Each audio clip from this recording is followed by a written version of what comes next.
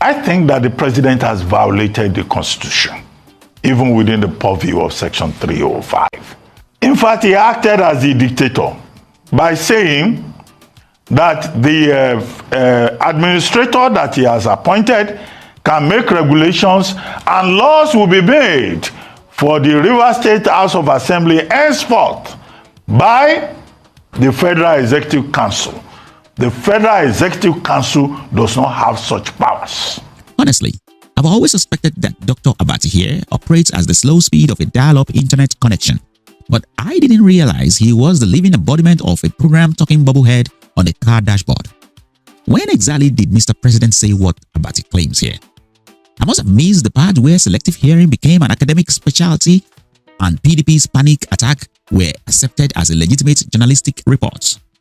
It's almost poetic how he manages to skip over the president's actual words like a scratch record on a turntable, only to remix his own soundtrack of confusion, like a nagging housewife with 11 kids.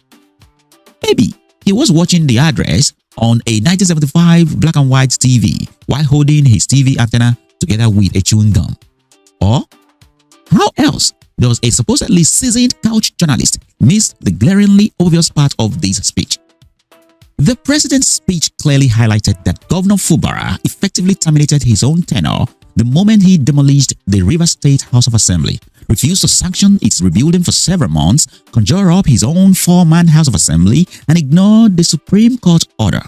Well, listen to the Attorney General of the nation and the Minister of Justice, Lateef Fagbemi, clarify some of these issues that got the president to decide this. The questions are more or less related, but let me start on the note of how we got to where we are today. How did it all start?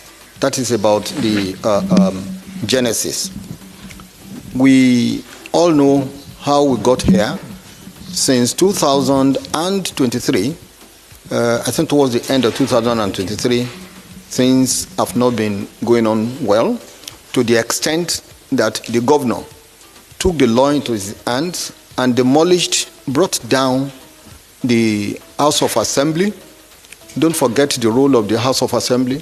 They are the lawmakers. They are to consider budget. They are to, pass budget. They are also to be approached in matters of appointment of commissioners for ratification and all other things. They are to do oversight functions. So since that happened, things have not been the same at all. In a community of 32, you expect that at least 15 or 16 will be there to do the job. The governor, like I said, and it is no longer news, about 3 or 4 of the members, constituted them to the House of Assembly and give them preferential treatment, move them to the government house to be performing legislative functions. This situation got to the court. There were about 10, 15, 16 cases. And at the end of the day, the Supreme Court came out and made very profound findings of breaches of the Constitution, mainly against the governor. You see, you rise or fall on the basis of what you took to court and what the decision of the court is on it. The court came to the decision that the governor had long anticipated that he might be impeached. And because of that, he knew that the House of Assembly was a critical structure organ to do that. Brought down the House of Assembly. 14 months after, that is as at yesterday, it was 14 months, there was no effort to rebuild the House of Assembly. The government stands on a tripod: the executive, the legislature, and the judiciary. Made the functioning of government impossible. It is not enough for the executive to say we are spending money. Even the money you want to spend must have been appropriated for by the House of Assembly. These are some of the findings made. And at the end of the day, the Supreme Court said or came to a decision that the behavior of the governor was like a despot, and that as situation was, there was no government in Rivers. If there was no government in Rivers, what else are we looking for? See, those are the actions of a governor who's already erased himself. The fact that Abati still calls him governor after all that speaks volumes about these hypocritical PDP attack dogs. And that's not all. Shall we also discuss Fubara's dereliction of duty when vandals invaded and destroyed Nigeria's pipelines? I mean, where exactly is the boundary, Mr. Abati? Oh, sorry, Dr. Abati. Until the little tyrant Fubara decides he's big enough to wage war against Nigeria itself?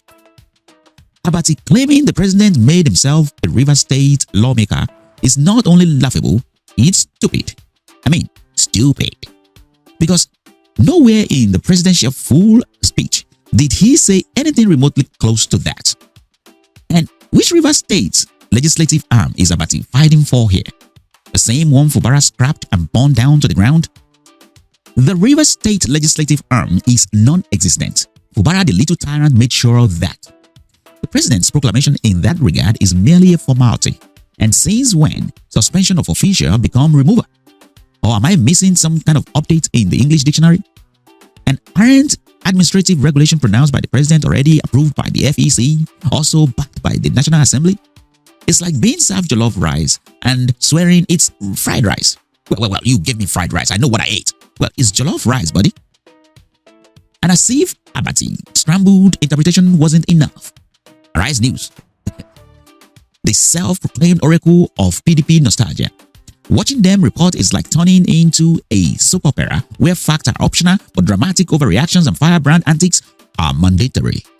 They leap to conclusions faster than Abati can find his remote control.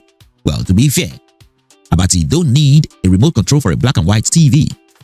Their analysis has all the depth of a WhatsApp broadcast message, fueled purely by sentiment and the occasional hot flash. Meanwhile, calm, rational minds like mine prefer to actually watch the full broadcast without bias, without theatrics, and wait for the federal government next move before jumping the guns to an irrational conclusion. At this point, I would trust the president's constitutional lawyers far more than the wisdom of a man juggling wives and kids like he is managing a football club, complete with the reserve women on the bench. This is nothing but a selective outrage from a couch-reading journalist who has surrendered his once legitimate license to report fairly, now switching to using a party hack approach for the crumbs of meal dropping from the politician's table. If you are outraged over Tinubu's state of emergency declaration in Rivers State, you should have the same measure of outrage over the demolition of Rivers State House of Assembly and the destruction of Nigeria's oil pipelines by vandals whom Fubara himself have not done a single thing about. Oh, what a country filled with naija cocksuckers. On a more serious note, the president of Nigeria better tiptoe carefully through the state of emergency saga like a cat avoiding a puddle.